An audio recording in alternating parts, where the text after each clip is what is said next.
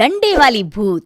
शिखा की नई नई शादी हुई थी। उसका मायका और ससुराल दोनों कानपुर में ही थे, इसलिए उससे मिलने उसके भाई अक्सर आते जाते रहते थे।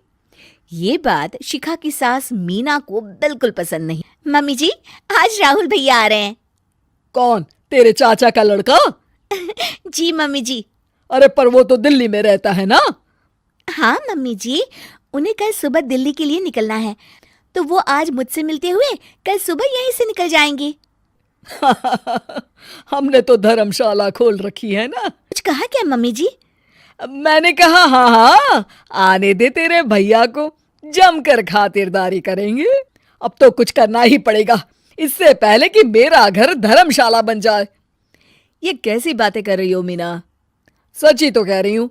अभी इसकी शादी को साल भर भी नहीं हुआ और आए दिन इसके घर वाले आ धमकते हैं।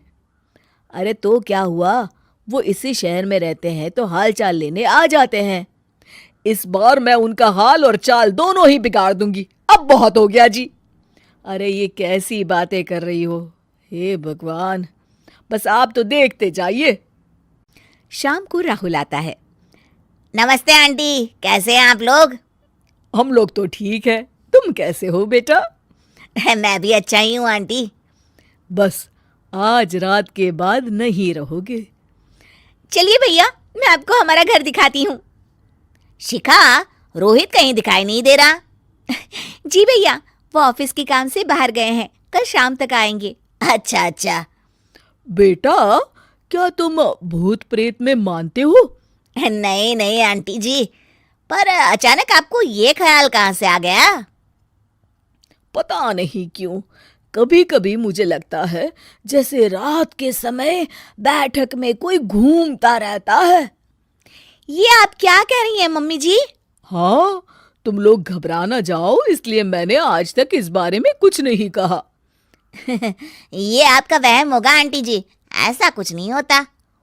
हो सकता है। चलो अब मेरा सोने का टाइम हो गया है तो चलती हूँ मैं। शिखा बेटा, राहुल के सोने की व्यवस्था वहीं दीवान पर कर देना। जी पापा जी। अब चलिए भी।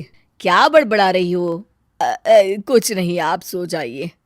मीना और महेश के सोने के बाद शिखा और राहुल आपस में बात कर रहे होते हैं, तभी डोरबेल बजती है।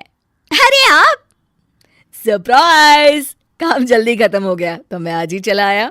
ये तो बहुत अच्छा किया। देखिए राहुल भैया भी आए हुए हैं, आप दोनों का मिलना भी हो जाएगा। कैसे हो रोहित? मैं तो ठीक हूँ भैया। शिखा, मैं भी आज यहीं सो जाता हूँ, राहुल भैया से बातचीत भी हो जाएगी। अच्छा अच्छा ठीक है। कंबल मुंह से पैर तक ओढ़ के डंडा लेके बैठक में आती है और देखती है दीवान पर चादर ओढ़े कोई लेटा हुआ है। देखो तो कैसे मजे से सो रहा है बहन के ससुराल में। मीना ताबड़तोड़ 4-5 डंडे मार देती है। अरे मर गया, अरे बचाओ बचाओ, कौन है? मीना जल्दी से अपने कमरे में भाग जाती है। हे भगवान, ये मैंने क्या किया? ये रोहित कहाँ से आ गया? लगता है ये नालायक राहुल मेहमानों वाले कमरे में सो गया होगा। आज तो इसकी खैर नहीं।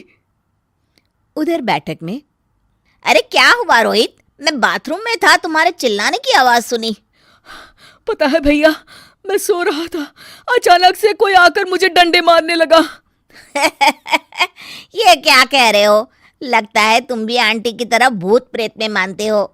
नहीं नहीं भैया, सच में कोई आया था। मैं तो जा रहा हूँ मेहमानों वाले कमरे में सोने के लिए। इस समय अपने रूम में जाऊंगा तो शिखा की नींद खराब हो जाएगी।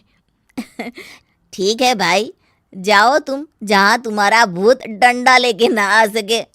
वो बिस्तर पर सोए रोहित को फिर डंडों से मारने लगती है। अरे मर गया, अरे मर गया। तू भूत प्रेत में नहीं मानता ना? ये ले, अब डंडे खा। हैं? ये तो माँ की आवाज है।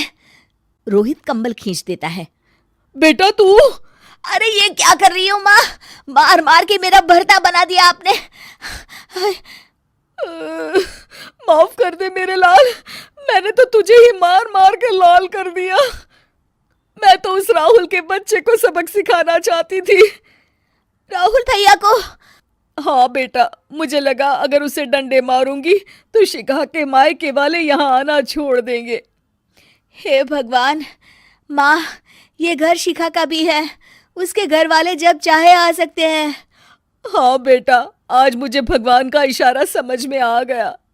मैं कितना गलत करने चली थी और अपने ही बेटे को चोट पहुंचा दी। अब चुपचाप जाके सो जाओ माँ, और किसी को कुछ बताने की जरूरत भी नहीं है।